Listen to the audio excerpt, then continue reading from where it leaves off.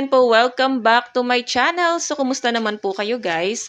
Okay, so ayan guys, maraming salamat po sa walang sawang pagsubaybay sa ating pong daily love reading. And kung ikaw ay bago pa lang sa ating channel, so mag-subscribe na po kayo guys.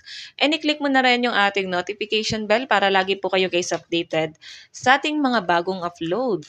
So ayan guys, sa mga nais magpa-private reading, ay iiwan ko na lang po yung link sa atin pong description box below.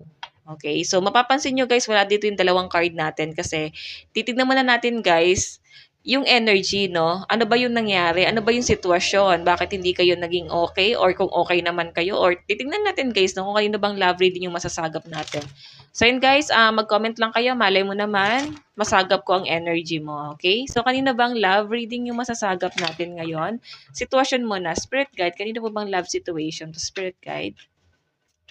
Kanino po itong love situation? Okay.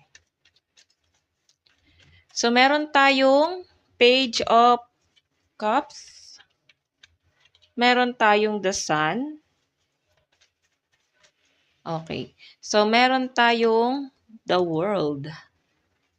Oh my God. Medyo ano to guys, medyo vulnerable yung energy na nasasagap ko. Medyo may pagka ano lang, kalog, masayahin lang. Yun lang siya, ganun lang siyang klase ng tao. Maring ikaw yan. Masayahin ka lang, hindi mo ina-expect na masasaktan ka pa. Moving forward kasi yung energy mo rito. Kumbaga, go with the flow ka lang, ayaw mo na may nadadamay na mga tao sa buhay mo or may nasasagasaan ka. Sobrang down to earth nang nasasagap ko na energy mo, no? Ayaw mo na nagkukwento ng problema sa ibang tao. Sa love life, okay lang eh. Okay, pwedeng meron kang isang tao na napagkakwentuhan mo ng problema pero minsan medyo gina-guard mo din 'yon kasi ayaw mong masobrahan.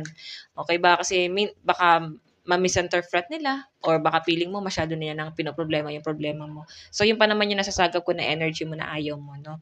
So, hayan guys, basahin natin. Sensitive, open-hearted, inexperienced, moody, message regarding relationship, new emotional experience, a romantic encounter, social invitation, or events, heightened psychic ability. So, may mga psychic talaga dito, kagaya ng sabi ko kanina, kaya nasagap natin yung energy mo kasi mataas ang pagiging psychic mo. Yan, malakas ang energy mo.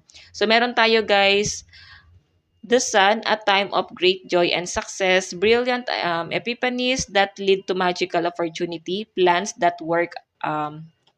Basahin na nga natin. Lapitan natin guys kasi medyo malayo at maliit yung sulat. So, plans that work out perfectly, gratitude to the divine.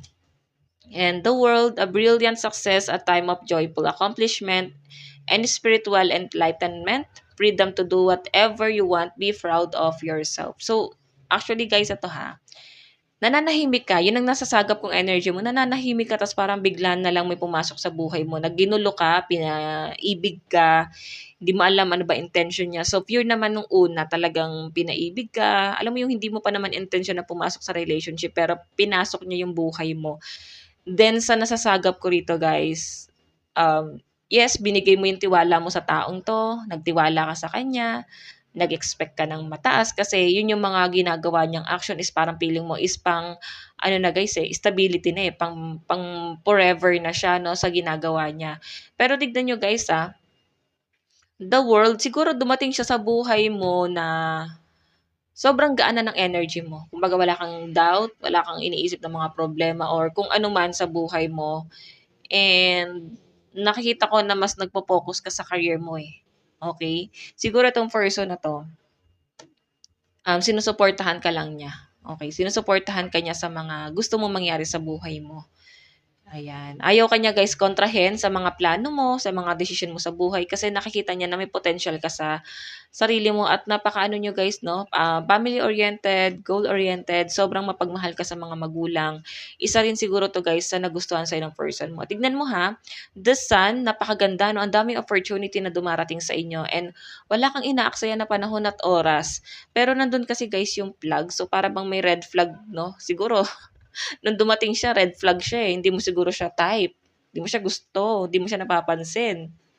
Okay, so titingnan natin guys. Ayan, malakas po ang mga water sign, Cancer, Pisces, Scorpio, and Capricorn, Taurus, Virgo. Okay, so yun yung sagap nating energy. Tignan natin energy mo. Energy ni person. Okay, baligtad. Energy mo, energy ni person. Tingnan natin, nararamdaman mo sa person mo. Ano bang nararamdaman mo sa person mo? Nararamdaman mo kay person?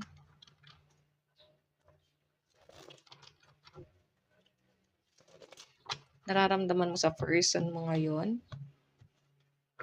Sobrang ano ka, secretive. Okay, yun ang nakikita ko sa'yo. Okay, nararamdaman ni person mo sa'yo. Nararamdaman ni person mo sa'yo. Nararamdaman ng person mo sa'yo.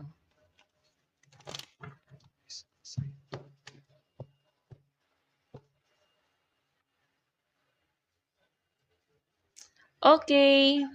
Tignan natin guys, ano ang nararamdaman ng person mo sa'yo ngayon? Oh, the High Priestess. May kakaibang connection daw siyang nararamdaman sa inyong dalawa. Parang feeling niya, may kakaibang connection talaga kayo guys. Sobrang lakas nung attraction na yung binuksan ko yung bintana. Sobrang lakas daw guys ng energy na nasagap niya nung una kanyang nakita na parang na love at first sight. Kakaiba naman to, parang Prince Charming or ano ba to? Kung babae to, no?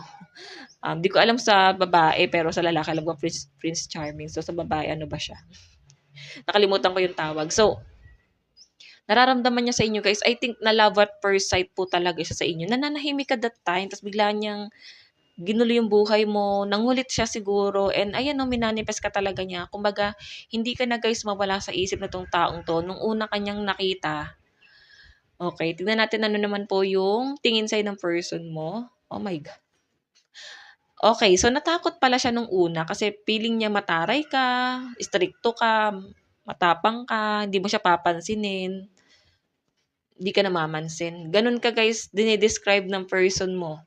Ayan, no, tignan mo yung ibon, nagbubunga nga, tas yan sa ay, ito siya, oh. So, feeling niya, ay, baka hindi ako pansinin nito. Hindi ako papansinin nito, ganun. Yan ang tingin niya sa inyo, mataray, strikto. Okay, so titingnan natin guys, ano naman yung magiging action ni person? Ito guys, energy na to is possible na current situation or ito lang yung tumatakbo din sa isip niya ngayon. Okay? Action niya? Oh my God. Actually, di ka na talaga mawala sa isip niya. Inisip-isip ka na niya as in na-down talaga siya. Nafe-feel ko na nakaramdam po ng takot etong taong to.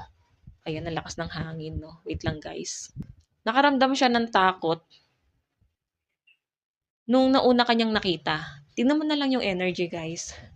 Hindi ka na mawala sa isip niya hanggang sa para bang napapraning na siya. Parang na-o-obsess na siya. Siguro lagi kanyang nakikita kasi eh. Sabi ko nga sa inyo, hindi mo naman talaga siya type. That time, hindi mo siya trip. Para bang, sino ba to? Ba't parang nanggugulo, nagpapapansin? Yun. Ganun ko siya guys dinidescribe, no? So, Nine of Swords, siguro kinausap ka niya isang beses tapos hindi mo siya pinansin. Nakikita ko sa kanya, na-down siya doon. Okay, so titignan natin guys, ano naman po yung outcome. Ito kasi yung action niya, na-depress siya agad eh. Or pwedeng tamang hinala siya, may doubt siya agad or nasaktan siya. So, I think misunderstanding tong nangyari sa inyo. Na misunderstood niya yung ginawa mo. Medyo sensitive eh, yung person mo. Okay, outcome. Ayan. The Magician, 'di ba? Sabihin, kung ano yung ginawa mo sa kanya guys, tumatak na lang sa isip niya yon. Pinaniwala niya yung sarili niya na ito na yung sitwasyon niyo, masasaktan lang siya. Naging guarded siya sa sarili niya guys. Mahal ka nitong taong to guys. Yun yung malinaw na nakikita ko pero natatakot siya. Tingnan natin yung bottom of the deck. Meron tayong Knight of Wands. O, di ba? Ang dami niyang pangarap dito sa connection yung dalawa. As in, mahal na mahal ka nitong taong to, guys. Siguro nagkaroon na talaga ng connection sa inyong dalawa. Ayan, naging mabait ka pala sa kanya eh. Tignan mo ha, the lovers nandito tapos the hermit. Oh my God. May lihim siyang tampo or nagtatampo siya sa inyo. Kung karelasyon mo to, guys, may tampo na nararamdaman sa itong taong to. Nami-misinterpret ka niya. Yun yung nasa-sense ko. Hindi kasi siya guys vocal, no? Hindi niya ino-open yung mga nararamdaman niyang sakit sa connection yung dalawa, ayun niyo guys i-open. 'Di ba? So, siguro, yun ang mali sa kanya guys. Sinasarili niya. So, paano niyo maayos ang problema kung sasarilinin niya? Tas aalis siya, 'di ba? Ayun yung toxic sa kanya guys. As in, hindi niya guys man lang ipaliwanag, hindi niya man lang ipaglaban, 'di ba? Hindi niya ipaglaban yung karapatan. Basta ikaw siguro ayaw mo rin sa ugali nitong taong 'to dahil gano'n siya. Masyadong tahimik tapos pailalim mano, pailalim siya magalit. So malakas ang energy ng fire sign, Aries, Leo, Sagittarius, Aquarius, Gemini, Libra.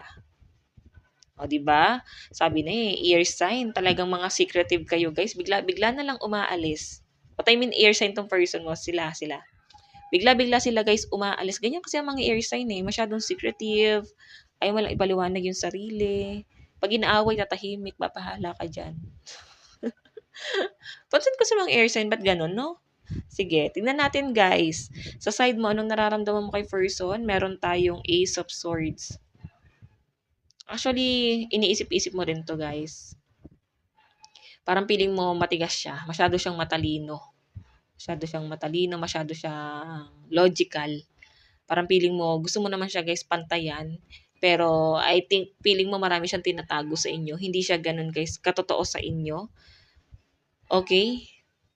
Para bang mind reading yung nangyayari? Ano ba 'to? Pakiramdaman ba kayong dalawa? So, tingnan natin guys. Ano yung tingin mo kay person, the lover. So, partner mo nga siya guys. Hindi siya ganun ka-open sa inyo. So, I think mabunganga ka kasi. Yan o, tingin niya nga sa'yo, masungit ka eh. Mabunganga, matapang masyado, lagi kang tama. Kaya hindi na siya guys nagiging open sa inyo kasi feeling niya every time na mag-open siya sa inyo, mali siya. Okay? So, ito guys ang ano ha, kailangan pakikinggan mo pa rin yung person mo. Pwede kasi guys pinapakinggan mo naman siya pero mali kasi yung ginagawa niya eh. Minsan kasi guys ito ha, para magkaroon ng realization ng isang tao, maganda pa rin yung nananahimik talaga. Oo. Pansinin niyo, parang kusa nilang babaguhin yung sarili nila pag ganun. Yung tipong hindi mo sila pakakailaman. Tingnan natin guys ano po yung magiging action mo dito sa connection nyo. Oh, 'di ba? Nag-aantay ka, baka wala kayong pag-uusap on and off, ayun tampuhan na naman ba kayo? Ito kasi yung action ni person 9 of swords. Stuck siya, nahihirapan, broken-hearted, pinipilit niya yung sarili niya na mag-move on. Ikaw naman, two of wands, nag-aantay ka naman dito. Hindi ka ganun nasasaktan eh. Nag-aantay ka rito na makipag-communicate siya sa inyo. Hoping ka pa rin. Siguro binibigyan mo ng leksyon tong taong to. Okay? So, titignan naman natin guys, ano naman po yung magiging outcome ng action mo. O, judgment. Never ending cycle. So, babalik lang din ulit dito. Once na mag-reach out guys, ito ha, tahimik na lang tayo. Huwag mo nang bungangaan yung person, huwag mo nang awayin. Alam niya yung pagkakamali niya, hindi mo kailangan ipa-realize sa kanya yun guys. Okay? Bottom of the deck mo, meron tayong 6 of cups. So may panunuyo. Alam niyo guys, ang panunuyong nakikita ko dito. So yung nagsisimula. Okay, ikaw yung manunuyo sa person mo kasi medyo isip bata tong person mo. Siguro malakas ang energy ng mga lalaki dito. Okay? Para bang lagi na lang bang ako yung nanunuyo? Ayan. Kung babae ka naman guys, ikaw talaga lagi yung umaayos ng gulo nyo. Kasi itong person mo mas masahol pa sa babae. Para babae energy niya. So sa side mo guys, malakas ang water sign. Cancer, Pisces, Scorpio, Aquarius, Gemini, Libra, and Aries, Leo, Sagittarius. So tingnan natin guys, saan napatungo tong relasyon na to. Okay.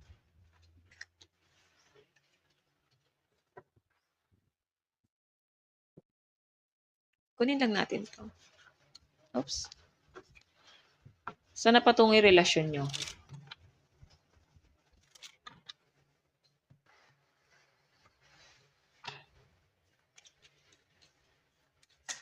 Oops.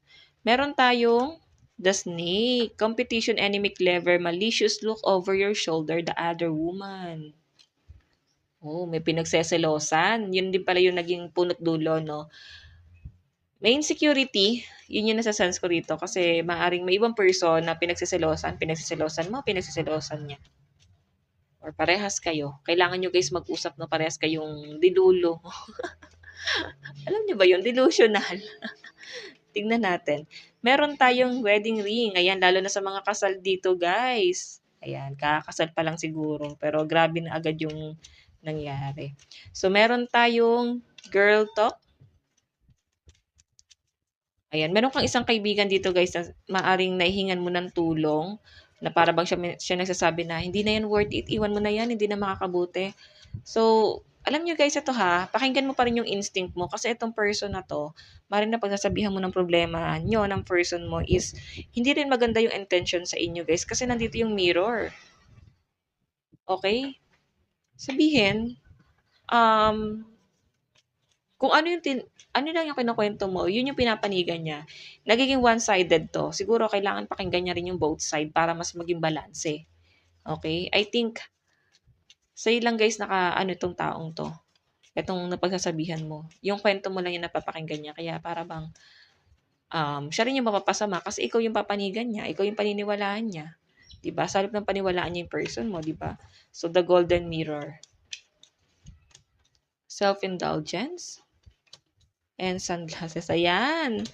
Yung person mo medyo narcissistic guys, ini-stalk ka o the relationship is over na, second chance. So sinasabi dito ng person mo, wala na, hindi na tayo maayos, over na, parang gano'n. Para bang end na talaga. Alam mo yon, sinasabi niya yun habang ini-stalk ka niya. Para bang nagagalit pa siya, akala mo naman ganyan-ganyan. Gano'n yung nafi-feel ko, parang every time na i-stalk ka niya, ang dami-dami niyang sinasabi, pero siguro naka-lock yung profile mo. Kaya ang dami-dami niyang sinasabi kasi hindi ka niya ma-stalk. Okay, tignan natin ang inyong love advice. Meron tayong healing family issue. So, I think kasi guys, magkako-connect ang family niyo eh. Or pwedeng naging pamilya mo siya. Kasi may wedding ring nga dyan. Okay? So, meron tayong children. Ayan, may mga anak kayo guys. Meron tayong heart-to-heart conversation. So, guys, ito, meron daw pong pag-uusap, masinsinang pag-uusap sa inyo ng person mo. As in, okay, unrequited love. Yung iba sa inyo guys, napipilitan ka na lang sa person mo eh. Nakikita ko na parang ayaw mo na sa kanya pero parang napipilitan ka na lang dito. Hindi naman sa ayaw, siguro talagang naiirita ka lang talaga sa kanya. So guys, ito lang po ang inyong daily love reading. Ayan, sa mga nais po magpa-private reading ay iwan ko na lang po yung link sa atin pong description box below. Bukas po ulit. God bless and love you all. Bye-bye po.